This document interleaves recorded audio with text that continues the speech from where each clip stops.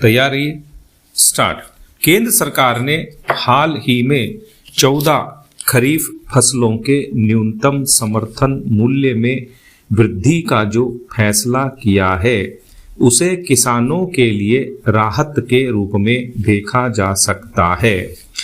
देश के किसानों के लिए पिछला कुछ समय अच्छा नहीं रहा है, इसलिए उन्हें हर तरह की मदद की जरूरत है। किसानों का उत्साह बना रहना चाहिए।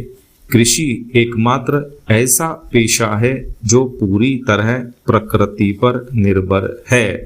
प्रकृति रूठ गई तो समझो किसान की किस्मत रूठ गई।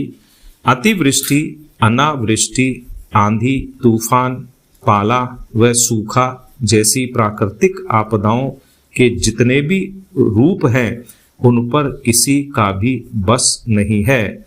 मौसम साथ ना दे तो किसान की मेहनत और उसके द्वारा लगाया गया धन बर्बाद होते देर नहीं लगती। किसानों के लिए पिछले कुछ समय की प्रतिकूलता प्रकृति से संबद्ध तो रही है, कुछ कारण सरकारों से उनकी उम्मीदों से भी जुड़े हैं। देश के कुछ हिस्सों में किसानों का लंबा आंदोलन भी इन्हीं उम्मीदों से जुड़ा रहा है। पैदावार का उचित दाम न मिलने या फसल की बर्बादी और कर्ज से घिर जाने पर आत्महत्या करने को मजबूर किसानों की डरावनी तस्वीरें भी सामने आती रही हैं। खरीफ फसलों के न्यूनतम समर्थन मूल्य में बढ़ोतरी के बाद उम्मीद की जा सकती है कि इससे किसानों को राहत मिलेगी। इस बढ़ोतरी से किसानों की झोली में 2 लाख करोड़ रुपए की अतिरिक्त राशि आने की बात कही जा रही है। यह बड़ी रकम है जो किसानों को संबल देने में सक्षम है। यह बात दूसरी है कि कृषि क्षेत्र से ऐसी आवाजें भी आ रही हैं कि न्यूनतम समर्थन मूल्य में जो वृद्धि की गई है वह ऊंट के मुंह में जीरे के बराबर है और इससे किसानों को खास लाभ नहीं होगा। सरकार का कहना है कि उसने खुले दिल से मदद की है। न्यूनतम समर्थन मूल्य में इस बार की वृद्धि पिछले 10 वर्ष में सर्वाधिक है। हालांकि देश के अन्नदाता को जितनी राहत दी जाए उतनी ही कम है, क्योंकि हाड़ तोड़ मेहनत के बाद ही खेतों से पैदावार निकल पाती है। यह भी नहीं मानना चाहिए कि सरकार का काम यहाँ ही खत्म हो गया है। असल में जिन राज्यों में किसान की पूरी फसल की सरकारी खरीद हो जाती है उन राज्यों के किसानों को अधिकतम लाभ मिलता है, जबकि कम खरीद करने वाले राज्यों के किसानों को इसका अपेक्षित लाभ नहीं मिल पाता। यह भी उजागर तथ्य है कि गेहूं जैसी कई उपजों की न्यूनतम समर्थन मूल्य पर खरीद कम हुई है। सरकार खरीद कम करे या फिर नहीं के बराबर करे, व्यापारियों से समर्थन मूल्य जितना भी दाम नहीं मिले तो फिर किसान क्या करेगा? यह बुनियादी सवाल कृषक समुदाय लगातार उठाता रहा है। इसलिए समर्थन मूल्य पर खरीद की गारंटी के कानून की मांग भी उठ रही है। सरकार को इस समस्या का भी समाधान निकालना चाहिए।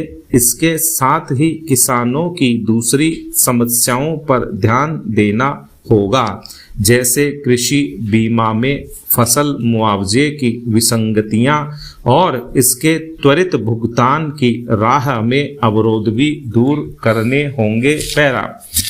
खेल संघों में खिलाड़ियों की अधिकाधिक भागीदारी की वकालत बरसों से की जा रही है।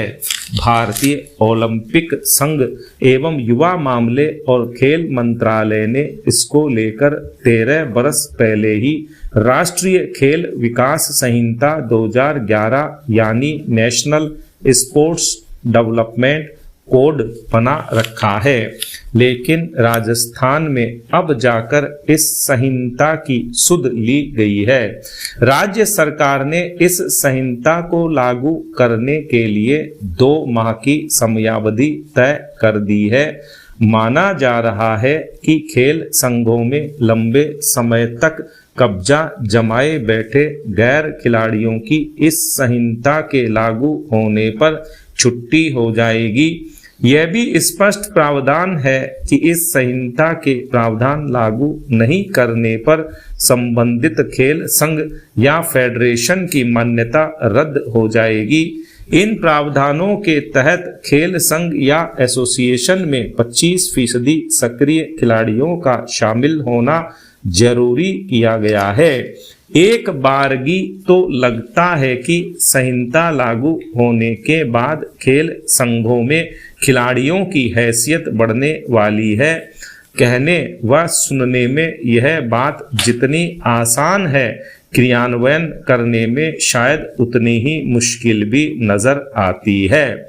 यदि ऐसा करना आसान ही होता तो राजस्थान को इस संहिता को लागू करने में इतना लंबा वक्त न लगता।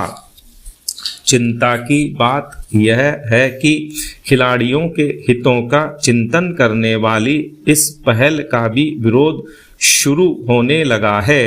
राजस्थान स्टेट ओलंपिक एसोसिएशन का तर्क है, नेशनल स्पोर्ट्स डेवलपमेंट कोड राष्ट्रीय स्तर की खेल एसोसिएशन के लिए लागू होता है। इस कोड को केंद्र सरकार ने तैयार किया है।